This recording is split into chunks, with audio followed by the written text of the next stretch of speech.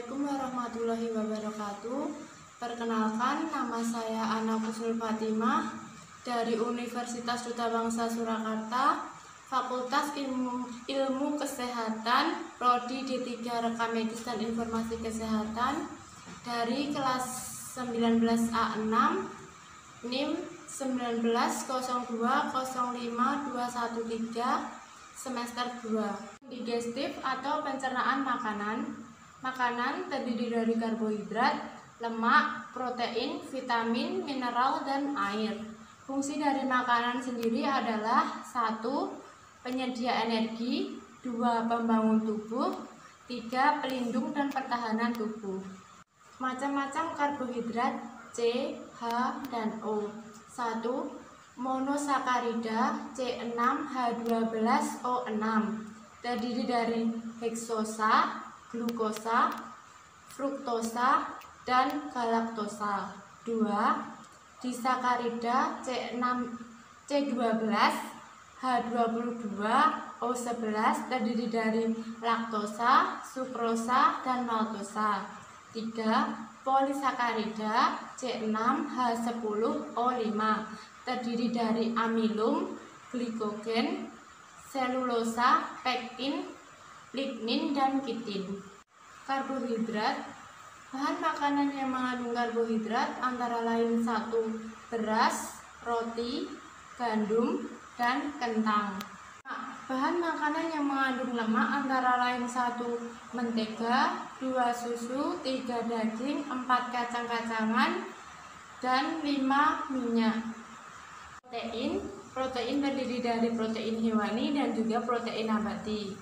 Protein hewani dan nabati terdiri dari ayam, ikan, telur, kacang, dan jagung.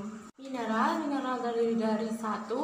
Unsur makro Na, K, Ca, P, Mg, Cl, dan S. 2. Unsur mikro Mn, Zn, Cu, Co, Cr, dan Mo. Vitamin terdiri dari 1. Larutan dalam air B1, B2, B3, B5, B6, B11, B12, dan H dan C. 2. Larutan dalam minyak A, D, E, dan K. Fungsi dari air adalah 1. Pelarut berbagai jenis bahan makanan dan juga vitamin. 2. Menjaga tekanan osmotik sel. 3. Mengangkut zat makanan ke jaringan. 4. Mengangkut sisa metabolisme keluar tubuh. 5. Medium berbagai reaksi kimia. 6. Menjaga keseimbangan suhu tubuh. Digestif.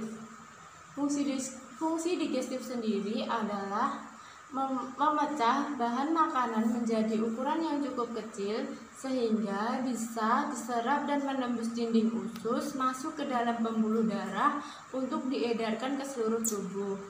Sistem pencernaan atau sistem gastrointestinal adalah sistem organ dalam manusia yang berfungsi untuk 1. Menerima makanan, 2. Mencernanya menjadi zat-zat gizi dan energi, 3. Menyerap zat-zat gizi ke dalam aliran darah, 4. Membuang bagian makanan yang tidak dapat dicerna atau sisa proses digestif dari tubuh. Organ pencernaan. Yang pertama, alat pencernaan. Dalam alat pencernaan terdiri dari saluran pencernaan meliputi mulut, kerongkongan atau eksofagus, lambung atau ventriculus, usus halus, intestinum, usus besar kolon, dan juga anus.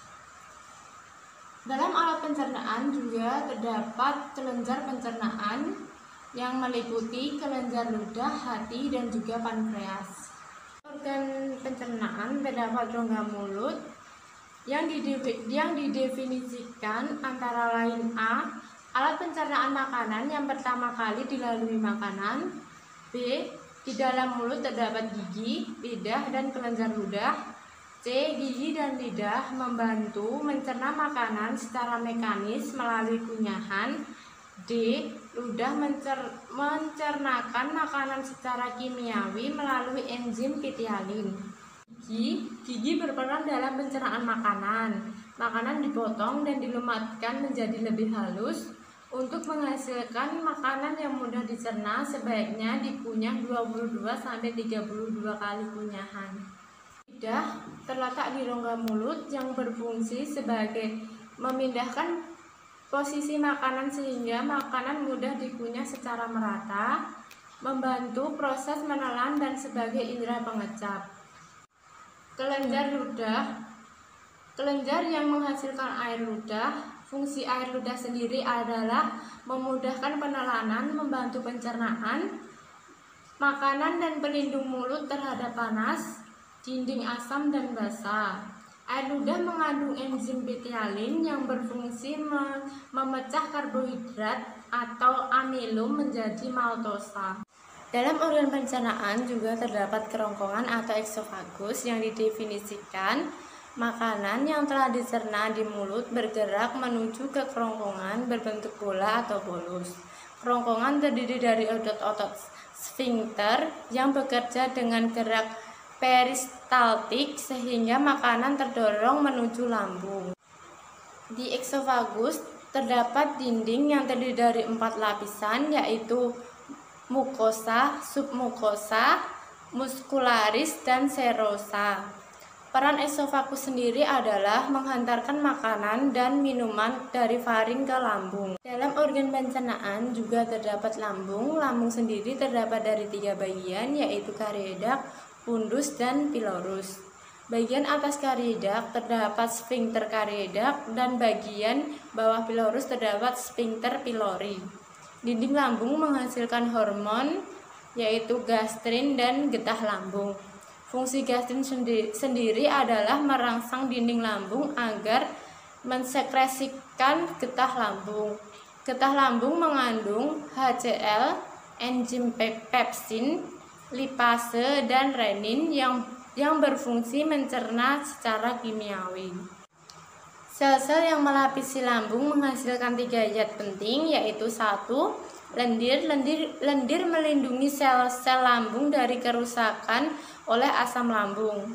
Setiap kelainan pada lapisan lendir ini bisa menyebabkan kerusakan, yaitu terbentuknya tukak lambung. 2. Asam klorida atau HCl. Asam klorida menciptakan suasana yang sangat asam yang diperlukan pepsin guna memecah protein.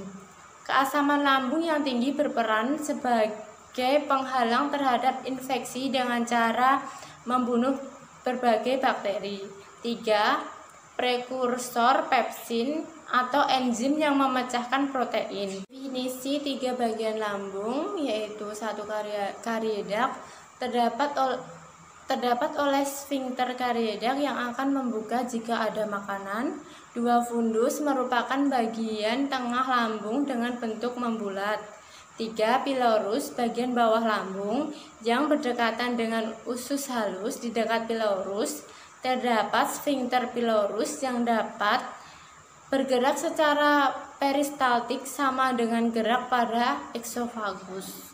Sekian video dari saya. Bila ada salah kata saya mohon maaf.